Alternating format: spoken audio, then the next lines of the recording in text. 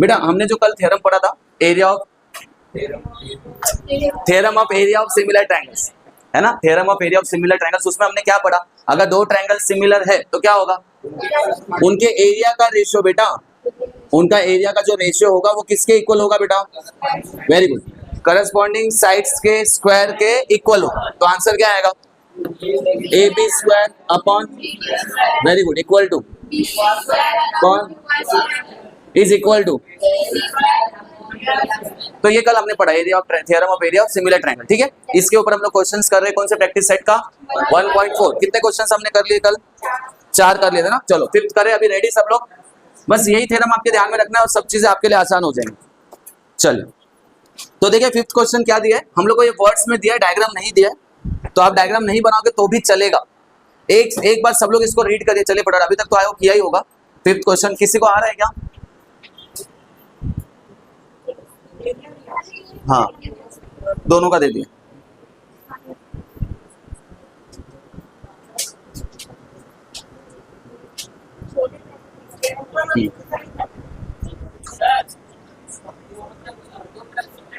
हम्म 225, हाँ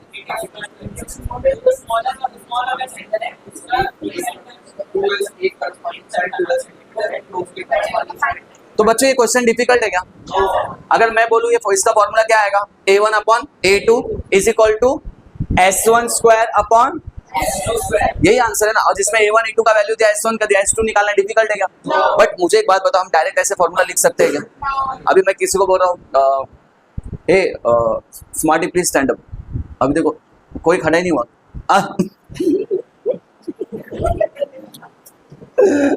लेकिन ये अच्छा कॉन्फिडेंस था, जैसे मैंने हे स्मार्टी प्लीज स्टैंड अप, तो सब कंफ्यूज हो गए कि कौन है स्मार्टी, तो पंडित जी बोल मैं हो ना सर, मैं खड़ा होता हूँ, और वो खड़ा भी होता, वो तो छोड़ो, केशव भी खड़ा हो रहा था केशव भी खड़ा था, लेकिन अच्छी बात है, खुद पे कॉन्फिडेंस होना अच्छी बात, लेकिन ये तो और कॉन्फिडेंस हो गया, पर कोई बात नहीं। तो देखो मैंने ऐसे बोला स्मार्टी, तो आपको नहीं समझाना, तो मुझे पहले डिफाइन करना चाहिए था कि स्मार्टी कौन है। जैसे मैं बोलता हूँ कि Pandit ji is the smartest boy in our class, sorry मैं ऐसा बोलना भूल गया, suppose Pandit ji is the smartest child of our class, ठीक है, तो अभी मैं बोलूंगा स्मार्टेस्ट स्टूडेंट स्टैंड अप, अरे जब खड़ा होना चाहिए तो हो नहीं रहा यार प्रभु अरे यार तुम भी, ठीक है चलो समझ में आया। तो जैसे मुझे डिफाइन करना पड़ा कि कौन स्मार्ट है, नहीं सब स्मार्ट है क्योंकि सब फीस भर रहे ना मजाक कर रहे, सब बच्चे अच्छे, सब अपने अपने में अच्छे, ऐसा ठीक है। तो मुझे स्मार्टनेस डिफाइन करना पड़ा, नहीं लड़कियां भी अच्छे, बोलेंगे बॉयज को बोल रहे सर, तो ऐसे ही बच्चों हमको क्या करना पड़ेगा, a1 a2 s1 s2 को भी डिफाइन करना पड़ेगा। कोई है जो बताएगा कैसे डिफाइन करेंगे, a1 a2 क्या, s1 s2 क्या, क्या लिखना चाहिए इंग्लिश में, गिवन मतलब बताओ, ट्रायंगल नहीं बनाएंगे हम लोग इस क्वेश्चन में, जानबूझ के ट्रायंगल नहीं बनाएंगे, बिना ट्रायंगल के आप कैसे सॉल्व करोगे, चलो बोल जल्दी बोल, क्या लिखना चाहिए, स्टेटमेंट क्या लिखना चाहिए,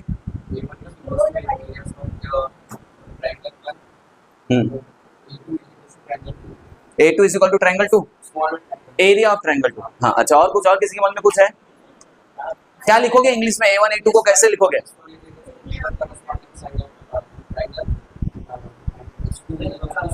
अच्छा ऐसे इंग्लिश में लिखोगे तो मैं सच बोल रहा हूँ, उससे कोई फर्क पड़ेगा नहीं, मैथ्स का पेपर है, ग्रामर का पेपर नहीं है, ठीक है, तो आपकी अगर इंग्लिश थोड़ी बहुत ग्रामेटिकली इधर उधर होगे तो भी चल जाएगा, लेकिन इसको और बेहतर कैसे लिख सकता है, ऐसा लिख सकता है, let a1 and a2 be the areas of two triangle, simple. हम लोग क्या कर रहे हैं, लेट वर्ड क्यों लगा रहे हैं, क्योंकि हम लोग नाम दे रहे, तो मैं कैसे शुरू करो बेटा इसका सॉल्यूशन,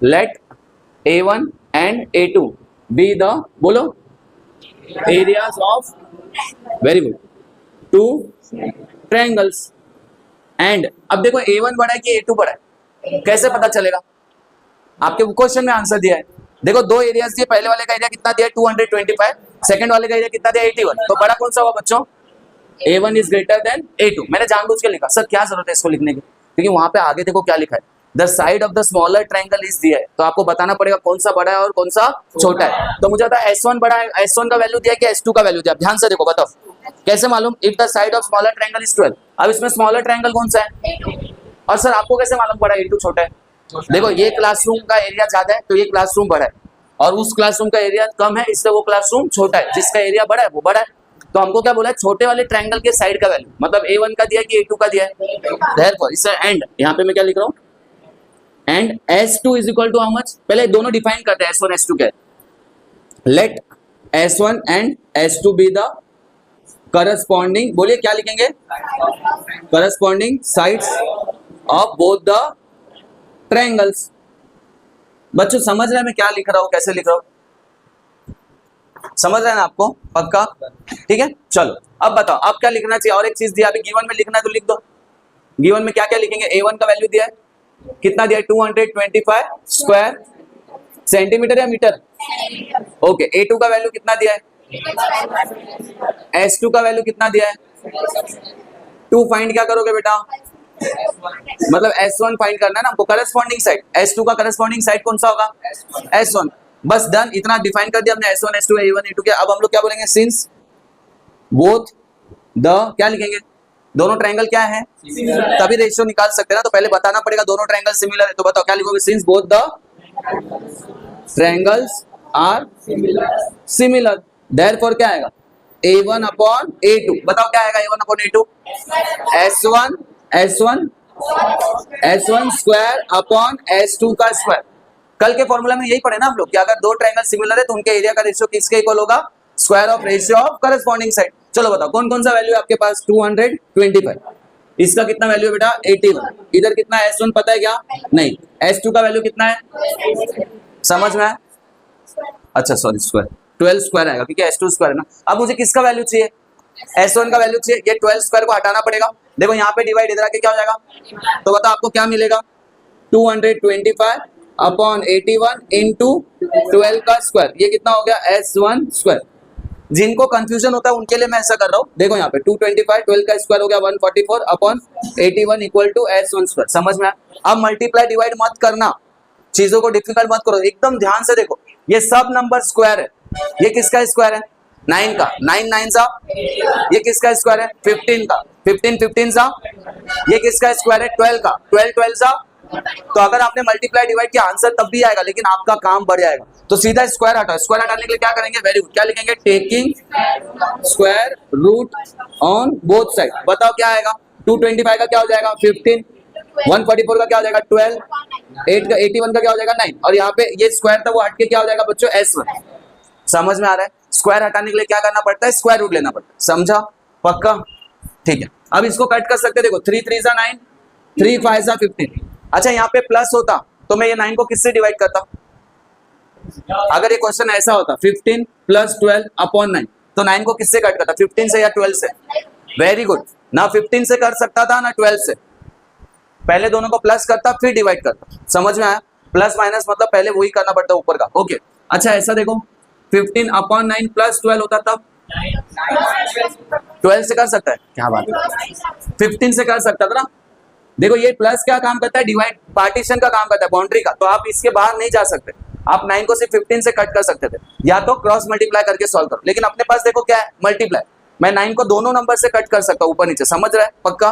तो 3 3 9, 3 5 15। अभी भी 3 बचा। देखो 3 1 3, 3 4 12। तो ऊपर क्या आया? 5 multiply by 4 is equal to S1। तो S1 का आंसर कितना है? 5 4 20। यूनिट क्या लिखेंगे? सेंटीमीटर। Very good. क्यों सेंटीमीटर? स्क्वायर सेंटीमीटर नहीं आएगा। स्क्वायर सेंटीमीटर किस में आता है? एरिया में, क्योंकि वहां पे लेंथ और ब्रेथ मल्टीप्लाई होता है ना। सेंटीमीटर इंटू सेंटीमीटर क्या होता है? Square centimetre. लेकिन यहाँ पे सिर्फ क्या आएगा? सेंटीमीटर। आंसर खत्म। क्या बचा है? ये वर्ड प्रॉब्लम है ना, इसने आपको वर्ड्स में पूछा है। क्या पूछा है? देखो find the corresponding side of bigger triangle. तो हम लोग क्या लिखेंगे? देयरफॉर, सेम वही स्टेटमेंट उठा के लिखो, ज्यादा दिमाग मत लगाओ। The, very good, corresponding side of a bigger triangle is, कितना आएगा बच्चों? 20 सेंटीमीटर। अब समझ में समझा बच्चों? डिफिकल्ट आ गया? चलिए लिख के फटाक से बिना देखे फिर 2 क्वेश्चन करके खत्म करते हैं। 6 का लेते हैं। नहीं, अपने फिटनेस का सबने ध्यान रखना चाहिए। कुछ ना कुछ अपनी तरफ से करो, कार्डियो करो, रनिंग करो, साइकिलिंग करो, वॉकिंग करो। मेरे ख्याल से वॉकिंग तो यूजलेस लगता है, सॉरी, बट मुझे ऐसा लगता है वॉकिंग से बहुत बेनिफिट नहीं है। अच्छा कार्डियो करो, थोड़ा जॉगिंग करो, जॉगिंग करिए थोड़ा। चलिए रेडी? वॉकिंग भी अपने जगह फायदेमंद है, बट कार्डियो ज्यादा बेटर है, जॉगिंग वगैरह। चलिए रेडी? 6 का देखो बेटा क्या दिया है, किसको किसको आया ये आंसर? हाँ तो सर अभी तक आप बोले नहीं थे, देखने तो हम देखे नहीं। इतना आज्ञाकारी बच्चे ना, जब तक मैं बोलूंगा नहीं तब तक देखेंगे नहीं, है ना पंडित जी? 6 का क्वेश्चन देखो, आया किसी को?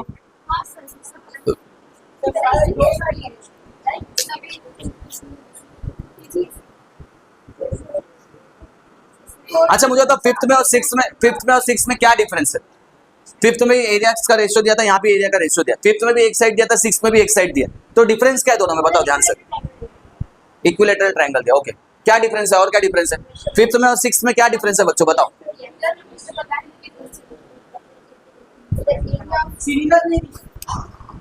ये सबसे इंपॉर्टेंट चीज है। फिफ्थ क्वेश्चन में आपको डायरेक्टली दिया था कि दो ट्रायंगल्स है, दोनों सिमिलर है, भले वो कौन से टाइप के वो हमको नहीं दिया, जैसे आप बता रहे थे, हमको नहीं दिया था फिफ्थ में कौन से टाइप का, लेकिन ये दिया था कि सिमिलर है। अब सिक्स्थ में प्रॉब्लम क्या है, ये दिया है कौन से टाइप का है, कौन से टाइप का, इक्विलेटरल, लेकिन सिमिलर ही नहीं दिया।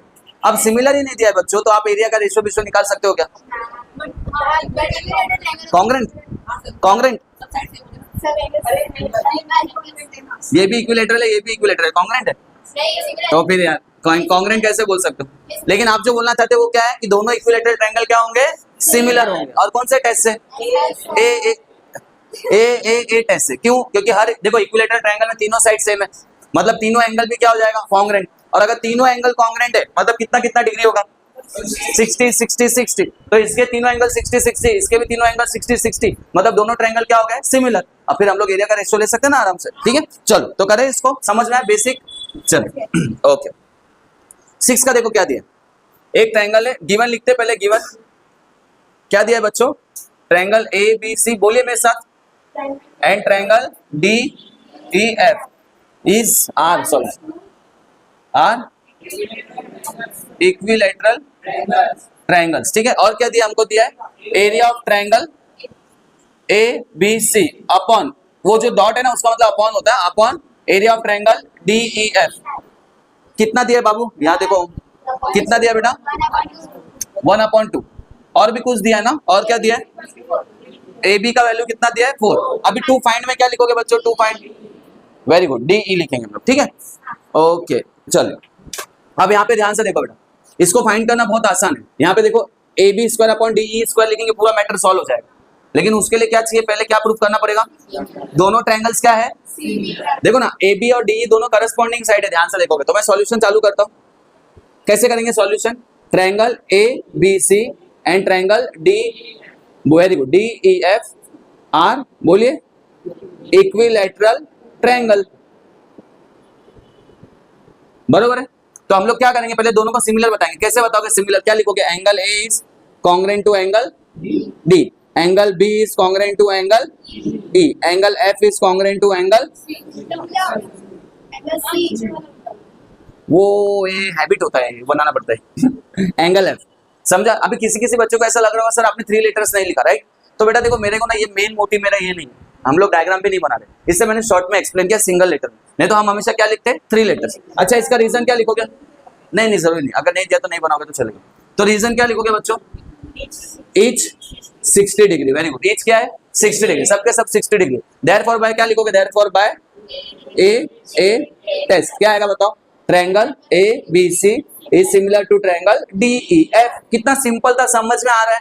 पहले 5th वाले क्वेश्चन में डायरेक्टली दे दिया कि सिमिलर, और 6th वाले में इनडायरेक्टली दिया कि सिमिलर। किसकी मदद से, इक्विलैटरल ट्रायंगल की मदद से। क्या हो बाबू को डाउट, अच्छा मन में सॉल्व किए, वेरी गुड। करना है किसी को, करना है मन में सॉल्व, 1/2 और 4, 8 आया आंसर ना, हाँ हो गया सॉल्व। लेकिन स्क्वायर आएगा ना, स्क्वायर भी तो है, हाँ स्क्वायर भी। अच्छा दोनों ट्रायंगल सिमिलर हो गए तो हम लोग क्या लिख सकते हैं, देयरफॉर बताओ क्या आएगा, area of triangle A B C upon area of triangle D E F.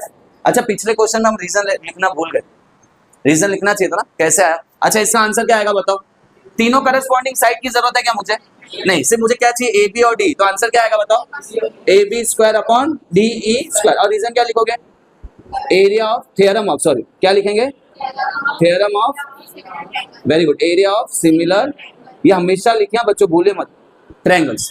Okay अब देखो इसका वैल्यू पता है आपको, नहीं अच्छा 2, अच्छा देखते हैं इसका वैल्यू पता है आपको, देखो दिया है 1/2। जब भी पेज चेंज हो तो जो यहाँ का लास्ट स्टेप है वो नेक्स्ट पेज पे फर्स्ट स्टेप होना चाहिए, समझ में आ रहा है। एग्जाम में भी ध्यान रखिए, जो फर्स्ट पेज का लास्ट स्टेप है वो नेक्स्ट पेज पे फर्स्ट स्टेप होना चाहिए, फिर आंसर सॉल्व करना है। तुम्हारे अंडरस्टैंडिंग के लिए ये स्टेप मैं फिर से लिखता हूँ, क्या लिख रहा हूँ मैं, area of triangle A B C upon area of triangle D E F. कितना आएगा बच्चों, A B square upon D E square, समझा। यहाँ का लास्ट स्टेप बुक में करना है, ऐसा बोर्ड पे नहीं, पर तुम्हारे समझने के लिए ऐसे क्या। चलिए इसका वैल्यू हमको डायरेक्ट दिया, कितना दिया बच्चों, 1/2। ए बी का वैल्यू है आपके पास 6, तो कितना है 4 का स्क्वायर अपॉन डी ई का स्क्वायर। मुझे किसका वैल्यू चाहिए, डी का, तो वो ऊपर होना चाहिए, राइट। अब ये नीचे तो चलेगा क्या, तो ऊपर कैसे आएगा, यहाँ पे डिवाइड है, इधर आके क्या हो जाएगा, तो आपको क्या मिलेगा, अच्छा क्रॉस मल्टीप्लाई करो, डी ई वन जा D E square equal to, ये ऐसे गया और ये 4 का स्क्वायर कितना हो गया 16। समझ में आ रहा है समझा, 2 भी नहीं है। अच्छा अब क्या करना है, मल्टीप्लाई करना चाहो तो मल्टीप्लाई कर दो, लेकिन कोई फायदा है, जब भी स्क्वायर रूट निकालना तो कभी भी मल्टीप्लाई मत करो, क्योंकि वापस छोटा करना पड़ता है। तो स्क्वायर हटाने के लिए क्या करोगे बताओ, taking square root on both side. Pandit ध्यान से देखो, ये डी ई स्क्वायर है, इसका भी स्क्वायर रूट आएगा और 2 × 16 इसका भी स्क्वायर रूट आएगा। रूल क्या है, जिसका जिसका स्क्वायर रूट होता है वो बाहर आ जाएगा और जिसका जिसका स्क्वायर रूट नहीं वो अंदर फंसे रहेगा। तो ये तो स्क्वायर और रूट कट हो गया आपस में। अब देखो 2 का स्क्वायर रूट आएगा, ऐसा कोई नंबर है जिसको 2 बार मल्टीप्लाई करके 2 आता है, नहीं है ना। 1 1 जा, फिर 2 2 जा, 1 के बाद डायरेक्ट 4 आ रहा है, फिर 3 3 जा, मतलब कोई भी ऐसा नंबर नहीं जिसको मल्टीप्लाई करके 2 आएगा 2 बार। तो 2 तो बाहर नहीं आने वाला, वो तो अंदर ही रहेगा। लेकिन 16 है, वेरी गुड, किसका है 16 स्क्वायर रूट 4 का। देखो 4 4 का क्या होता है, तो जिसका स्क्वायर रूट है वो रूट के बाहर आएगा और जिसका स्क्वायर रूट नहीं वो अंदर ही रहेगा। और यहाँ पे क्या बचा बच्चों, डी ई। समझ में आया, देखो यूनिट दिया है कि आपको यूनिट कुछ दिया तो क्या लिखोगे 4√2 यूनिट। समझ में आया बेटा, डिफिकल्ट है क्या, वर्ड प्रॉब्लम है क्या, तो ऐसे ही लिखें, समझा, इजी है। अब लास्ट क्वेश्चन तुम लोग करिए, चलिए जल्दी ये लिख लो और लास्ट क्वेश्चन सब लोग करो, जिनके बुक में किया हुआ है उनको एक्टिंग करने की जरूरत नहीं है। तो ध्यान से देखो क्या क्या दिया, एकदम ध्यान से देखना। ये जो मैं बोल रहा ना, ये ऑब्जेक्टिव क्वेश्चंस के प्रॉब्लम ही है ऐसे। ये बच्चे डब्बे देख के खुश तो होते हैं, लेकिन सिर्फ डब्बे पे फोकस करने की वजह से ना कुछ समझ में नहीं आता कि कहाँ से आ रहा है। लेकिन हम अपने तरीके से करते हैं, कैसे, स्टेप बाय स्टेप। देखो यहाँ पे आपको कुछ डायग्राम दिख रहा है, अब यहाँ पे क्लियर कट बोल रहा है, क्या बोल रहा है, P Q is parallel to D. देखो पी क्यू पैरेलल है डी को, तो मुझे बताओ ये क्या हुआ, वेरी गुड, कौन बोला, हाँ ये हुआ ट्रांसवर्सल, वेरी गुड। देखो पी क्यू पैरेलल है डी को, तो ये क्या हुआ ट्रांसवर्सल। तो क्या ये दोनों एंगल कॉन्ग्रुएंट है, रीजन, देखो ध्यान से देखो, ये पैरेलल लाइन है, ये ट्रांसवर्सल है, तो ये एंगल इसको कॉन्ग्रुएंट होगा ही ना, रीजन करस्पॉन्ड। अच्छा ये दोनों पैरेलल है, तो ये क्या हुआ, तो क्या मैं बोल सकता हूँ ये वाला एंगल इसको कॉन्ग्रुएंट है, रीजन, देखो वो दोनों यहाँ पे दिया है, करस्पॉन्डिंग है। समझ में आ रहा है। अच्छा देखो मैं क्या बोल रहा हूँ, अब 2 ट्रायंगल देखो ध्यान से, 2 ट्रायंगल को देखो, एक ये छोटा वाला ट्रायंगल और एक ये बड़ा वाला ट्रायंगल, जिसमें हमने ऑलरेडी बताया ये इसको कॉन्ग्रुएंट है करस्पॉन्डिंग एंगल, ये इसको कॉन्ग्रुएंट है करस्पॉन्डिंग एंगल। तो दोनों ट्रायंगल क्या होंगे, सिमिलर होंगे, क्या होंगे, कौन से टेस्ट से, ऐसे देखा जाए तो तीनों एंगल कॉन्ग्रुएंट है, ये भी तो खुद में दोनों में आ रहा है ना, ये वाला एंगल तो दोनों में आ रहा है, ट्रिपल ए से हो जा रहा है। बेसिक समझ में आ गया ना।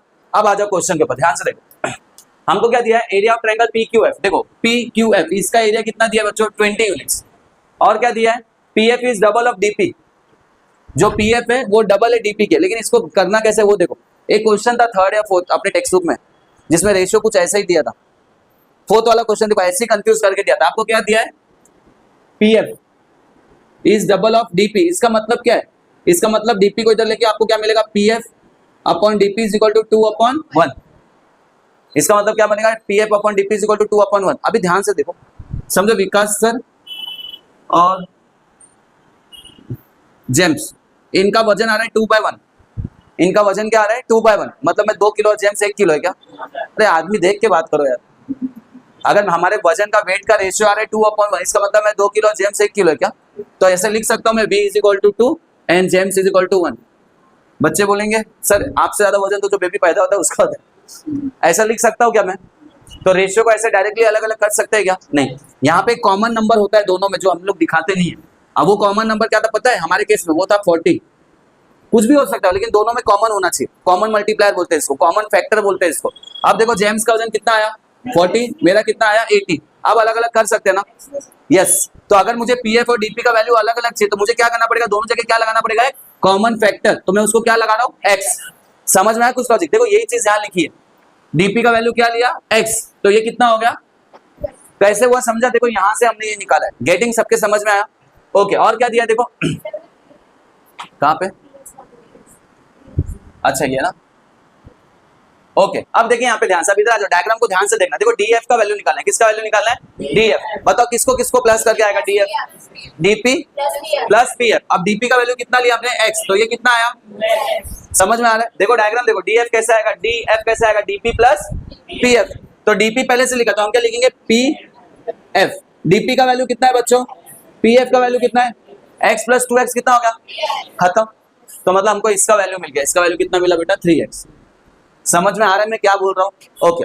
अब वो ट्रायंगल पे आ जाए, देखो जो 2 ट्रायंगल में बोला था, एक क्या है एफ डी ई और एक क्या है एफ FPQ। हमने ऑलरेडी ये सॉल्व किया। अभी ध्यान से देखो, FDE किसको कॉन्ग्रेंट है? FPQ। समझ में आया? तो यहाँ पे क्या लिखूंगा? FPQ। सिमिलरली FED किसको सिमिलर है? Very good, FQP। और दोनों क्या है? तो ये दोनों ट्रायंगल क्या हो गए? सिमिलर। कौन से टेस्ट से? तो देखो यहाँ पे लिखा है triangle FDE and triangle FPQ is similar by A test. समझ में? खत्म। अच्छा अब देखो, अब दोनों ट्रायंगल का अगर रेशियो लोगे, दोनों ट्रायंगल्स का अगर रेशियो लोगे तो एरिया का रेशियो किसके इक्वल होता है? देखो ना, एरिया ले रहे, एरिया का रेशियो कौन से दो ट्रायंगल का? सिमिलर ट्रायंगल्स का। सिमिलर ट्रायंगल्स का केशव एरिया का रेशियो ले रहे सिमिलर ट्रायंगल। ना मुन्ना ना सोना ना ना ना ना, यू वेरी चालाक ब्रो। ठीक है, हम लोग एरिया का रेशियो ले रहे हैं, लेकिन ये दोनों ट्रायंगल कैसे सिमिलर है? तो इसका आंसर क्या आता है? हाँ, उसके करस्पॉन्डिंग साइड्स के स्क्वायर के बराबर। तो अपन तीनों साइड लेंगे क्या? कौन सा साइड लेना है, कैसे समझेगा? वैल्यूज देखो, वैल्यूज 3x किसका वैल्यू है? किसका वैल्यू देखो? 3x PD का है ना, DF। हाँ, किसका वैल्यू है? मैं FD लिखूं, FD। तो यहाँ पे FD लिखा तो यहाँ पे क्या आएगा? Very good, FP। लेकिन FD FP राइट है क्या? Very good. यहाँ पे क्या आएगा उसका? ये कैसे मालूम पड़ा? Bye theorem of area of similar triangle. अब समझ में आया बेटा कैसे होता है तेरा? मेरे पे भरोसा नहीं, मैं देख रहा हूँ। लिखते ही लोग पढ़ाते वक्त नहीं, वो सॉल्व कर रहा है, वो सॉल्व कर रहा है, वो लिख रहा नहीं। ये बच्चों ये समझा ये कैसे आया? Theorem of area of similar triangle. वो लेकिन उन्होंने नहीं लिखा, जबकि लिखना चाहिए, राइट? यहाँ पे रीजन लिखना चाहिए था। ओके, अभी कैसे आया 9/4? देखो 3 का स्क्वायर 2 का स्क्वायर और साथ में क्या आता है? एक्स स्क्वायर जो क्या हो गया? कट हो गया, इसलिए वो लिखा नहीं है। समझ में आया? यहाँ तक समझा? आगे बढ़े। अब देखो बच्चों, इसका आंसर ध्यान से देखना। देखो, area of triangle FDE upon area of triangle FPQ। इसका पे ध्यान से, ये वाला स्टेप कैसा है बेटा? लिखो मत रुपेश, लिखना थोड़ी इंपॉर्टेंट है, वो तो हम यूट्यूब से भी लिख सकते हैं। समझना इंपॉर्टेंट है। लिख के कहा शादी में जाना है, खाना खाने। ध्यान से देखिए, ये स्टेप कैसा है समझा। तो देखो ये स्टेप, देखो इधर क्या है? एरिया ऑफ ट्रायंगल FDE बोलो upon area of triangle FPQ। ये किसके इक्वल है बेटा? 9/4। तो मुझे इसका आंसर चाहिए, तो इसको हटाना पड़ेगा ना। ये यहाँ पे डिवाइड हो जाके क्या हो जाएगा? देखो वही हुआ है, area of triangle FDE is equal to 9/4 into area of triangle FPQ। समझ में आया कैसे हुआ? इसी से ये निकाला उन्होंने। अच्छा देखो, अब इसका वैल्यू आपको दिया है ऑलरेडी। वेरी गुड, किधर दिया है? ये रहा FPQ। कितना दिया है? तो 9/4 ऐसे रहेगा, मल्टीप्लाई क्या होगा? 20। अब देखो ये मल्टीप्लाई मतलब ऊपर के किसी भी नंबर को 4 से डिवाइड कर सकते हैं, तो क्या आएगा बताओ? 4 1 जा 4, 4 5 जा 20। लेकिन यहाँ पे 20 लिखना, ध्यान रखना। 4 5 जा क्या हो गया? 20। अब 9 5 जा कितना हो गया बेटा? समझ में आया? पक्का? कैसे आया समझा ना बेटा? और नहीं समझा तो क्या है, तो ऑलरेडी लिखा हुआ है, FPQ का वैल्यू डालना था आपको इधर 20। अच्छा ये 45 है, देखो ध्यान से, FDE इसका ही आंसर है ना 45। देखो बड़े वाले ट्रायंगल का एरिया कितना है बच्चों? 45 है। कितना आया? और छोटे वाले का कितना है? 20। तो मुझे किसका निकालना है? ये क्वाड्रिलेटरल। इसको क्वाड्रिलेटरल क्यों बोल रहा हूँ? क्योंकि उसमें 4 साइड है। देखो 1 2 3 4। देखो मुझे किसका वैल्यू निकालना है? Area of triangle quadrilateral DPQE। Quadrilateral मतलब क्या? ऐसा कोई भी शेप जिसमें 4 साइड होता है उसको क्वाड्रिलेटरल बोलते हैं। तो मुझे इसका एरिया निकालना है बच्चों। देखो इसका कैसे निकालोगे? ये पूरे का एरिया कितना मिला? ये कितना है? तो इसमें से इसको माइनस करेंगे तो ये बचेगा ना। कितना बचेगा? देखो पूरे में से इतना माइनस कर देंगे तो यही बचेगा ना। तो देखो वही लिखा है, एरिया ऑफ क्वाड्रिलेटरल DPQE। कैसे आएगा? Area of triangle FDE minus area of triangle FPQ। समझ में आया मैं क्या बोल रहा हूँ? पक्का? तो पूरे का कितना आया बेटा? 45। ये कितना दिया था? 20। तो ये कितना बचा? समझ में आ गया? पक्का 100%। यहाँ पे हम लोग सिमिलरिटीज को पूरी तरह से खत्म कर, ठीक है। प्रॉब्लम सेट बचा है, आप भी उसको ट्राई करो और यूट्यूब के बच्चे भी ट्राई करेंगे। अगर कुछ डाउट होगा तो फिर उसको हम क्लास में सॉल्व करेंगे, ठीक है। तो आज का लेक्चर यहाँ पे खत्म करते हैं और नेक्स्ट लेक्चर में हम लोग शुरू करेंगे ग्रेविटेशन। बड़ा इंटरेस्टिंग टॉपिक है, फुल ऑफ प्रैक्टिकल्स, मजा आएगा, ठीक है। थैंक यू बच्चों, चलिए लिखिए अब।